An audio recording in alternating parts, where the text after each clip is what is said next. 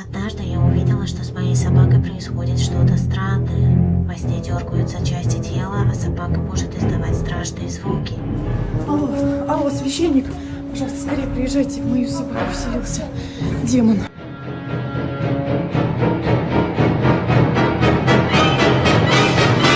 Ну нахер.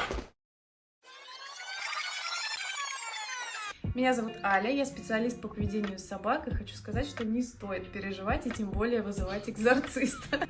Такой сон важен для собак и очень полезен. А почему? Читай в описании.